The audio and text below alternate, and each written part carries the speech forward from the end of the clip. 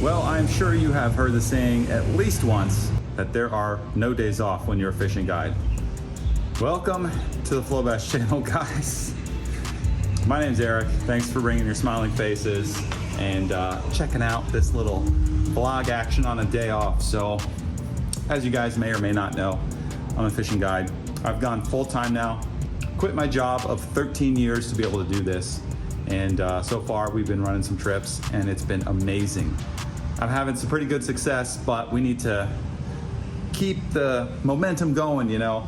I've been doing a trip about maybe once a week, which is a good start. I'm grateful for everybody who's booked me, but I'm working. Every day I have off, I'm working, trying to promote myself and just get myself out there so we can get more people on the boat. But today is one of my off days from my kind of other gig thing that I'm doing. And we got to work on the boat because I've got a trip on Friday and my trim motor blew. Well, it didn't blow. It actually has a gigantic rusted hole in it.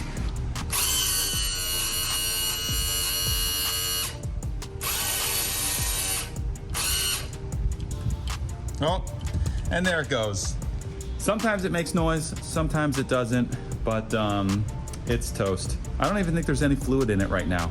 So I've been having nothing but trim problems with this boat since I got it. Every time I want to go somewhere, I have to crack open the release valve, manually trim the motor up, shove a block of wood under there so I can drive and not rip my skeg off. So I'm gonna take this apart. Anyway, thanks for sticking with me. Let's get at it.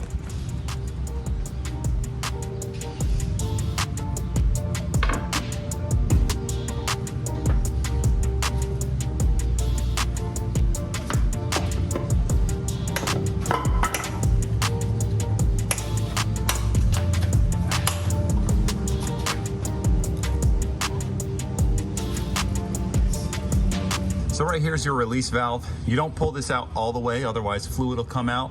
Ask me how I know. But that actually releases everything, so you can just manipulate the piston manually. And as you can see right there, you're done. So you can safely work on this thing. There's a manual arm that you just flip up. So good stuff. Oh, and then my trim sensor, which if I had a gauge, this would tell the gauge where the motor's trimmed at. That's broken, so we're gonna take that off too. What's super funny is I just hit that with the block of wood and now the trim's working again. That always reminds me of Armageddon. We fix the Russian way. These damn boats that have been in salt water. Oh God, I knew what I was getting into when I bought it. It's still the perfect boat for what I'm doing. Just not the perfect boat for my mental health. And some people have actually said, oh, why didn't you just get a tracker for 10 grand? Guys, in today's market, 10 grand is gonna get you a jalopy. Just insane. And I'm not gonna finance a boat for 30 years just to get my payments down to, you know, 150 bucks so I can afford it. I mean, this is paid outright. So all these little things I'm working out, once they're all fixed, this boat's gonna be dialed and it's gonna be way better than any brand new boat I could have bought. So just looking in here, the motor has an Allen, 2 Allens, and that should pop off.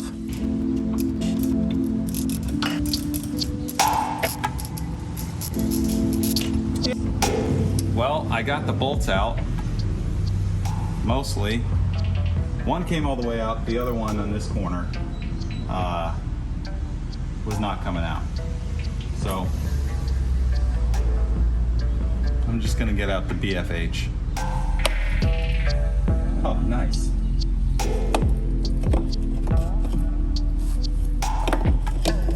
There we go. Yummy.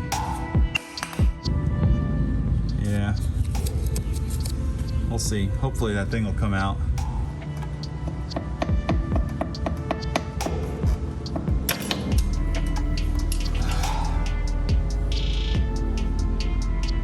Looks like I'm gonna have to take the whole trim assembly off and drill that damn bolt out. I'm trying to get this whole assembly out, but it doesn't come out because you have to unbolt the motor, take it off the boat, and that whole deal slides out the back. Just because this one bolt wants to be a jerk. I've tried, I've hit it with heat, PB blaster, the whole 9 yards, vice grip the thing, it will not come off. And I legit, I got a trip on Friday in 2 days, and I don't have the money to pay somebody to replace this. Absolutely not. Looks like I'm gonna put the thing back together. I gotta get ATF from the parts store, and yeah, I'll check back in when I get to somewhere. All right, just giving you guys an update. I've got my hands full, so I can't document this, but this is where we're at. We got to take the motor off to get the unit out the back. That way, a viewer and a good friend now, Jeffrey, he loaned me the special tool because Mercury's don't have any factory lift points. So thank you so much, Jeffrey, for that. Also, another note, which I'm very grateful actually that this is all happening, because this is a big safety factor right here. You'll see that there are no washers and no nylon lock nuts. So, you know, always half glass full, looking for, you know, the positive out of a negative situation. So there's that. So after I crack this off, I'm gonna put it back on and just, you know, loosely tighten the nuts so it doesn't go anywhere. And I'm gonna run out to the hardware store, get some stainless hardware. Not the bolts. Bolts are good, but the lock nuts and the washers for sure. Get that stainless. So, you know, that the worst could have happened while I was out in the water and these things back out. So that, you know, probably unlikely, but just seeing whoever installed the jack plate and then did this is not good. So, and plus I'll clean up the corrosion, put some anti-seize, I suppose, because this motor is coming off again while I own this boat. And you guys know what I'll probably put on there. So anyway, that's the update, guys. Another momentous moment. Let's see what happens here. That's very sketch, by the way. But just gonna be gentle. Come on, baby. You know you want to come out. You know you do. I swear. This is just, here it is, it's out. Putting the camera down now and I'm gonna fix this. All right, here is the extent of the damage, guys. That right there, just that one bolt broke off.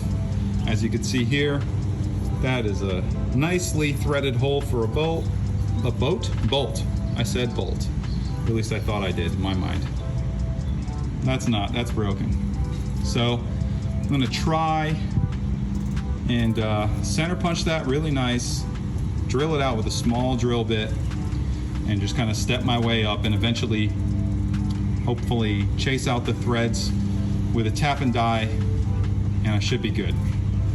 Alrighty, so we have successfully drilled out that bolt.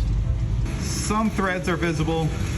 We're gonna go and chase that with the tap, see what we come out with.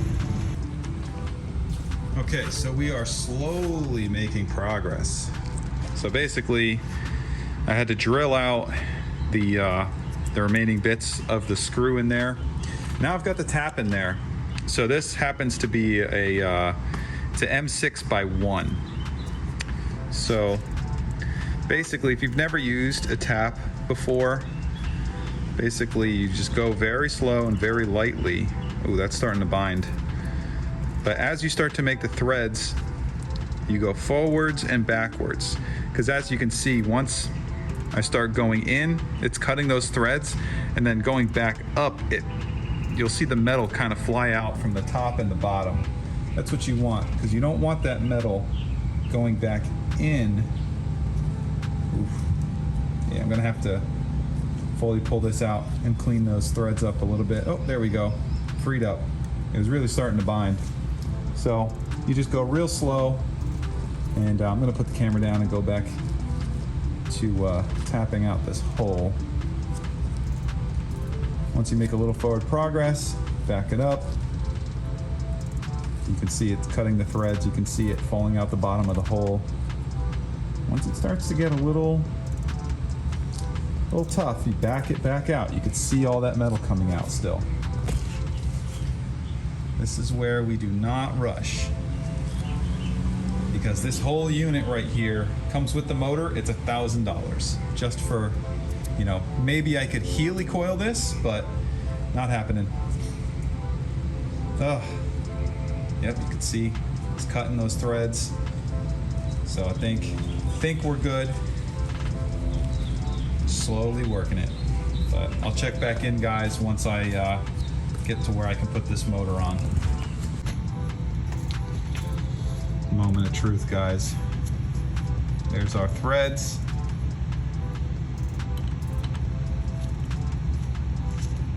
Oh, like butter. Yeah, a little dirty. We'll clean it up. I've got some compressed air. We'll blow it out and shower ATF everywhere, I'm sure. But yeah, file the surface down. There's a couple little burrs that I'll work on deburring, like that guy.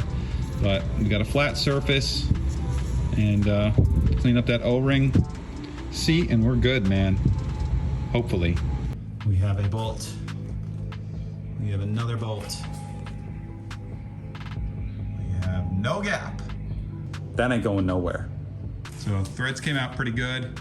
So now I just got to bolt the reservoir back up. I'll fill it up a little bit.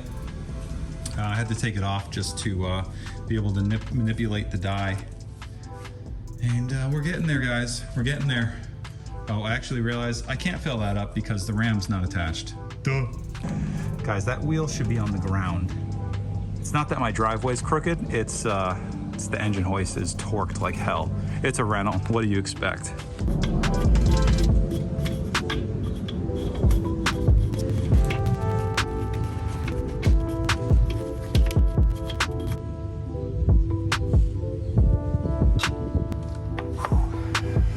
Time to put the trim back in.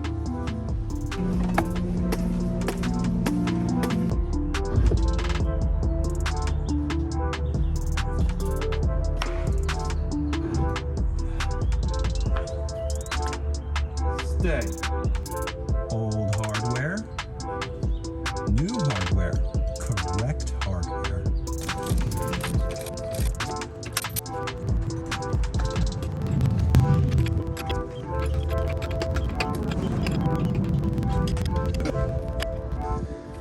Now, if I didn't say it already, huge shout out to Jeffrey for lending me the Mercury lifting tool.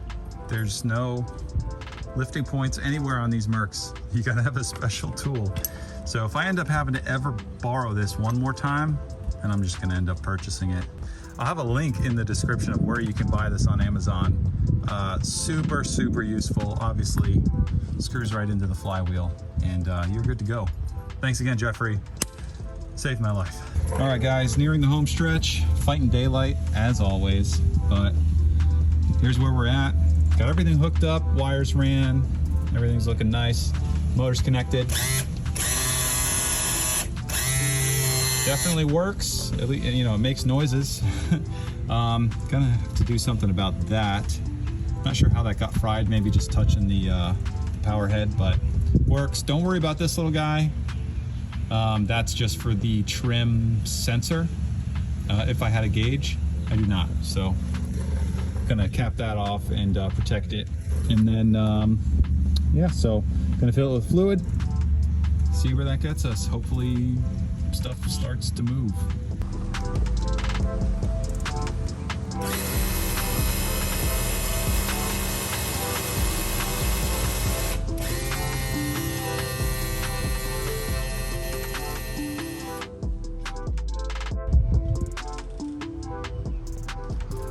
All right, guys, well, it's been quite some time, a couple weeks since we've got everything working with the trim. Boat's a lot dirtier. A lot of things have changed since then as well, but she works.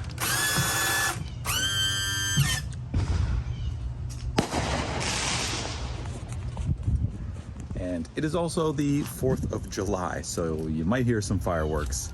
But basically my phone ran out of storage space, so I just wanted to wrap things up here and kind of end this video. I know this was a little bit different, well, a lot different than what I normally do, but I don't know, I just decided to document it and share it with you guys, give you guys a little bit of a behind the scenes look of, you know, what it takes to run a guide operation.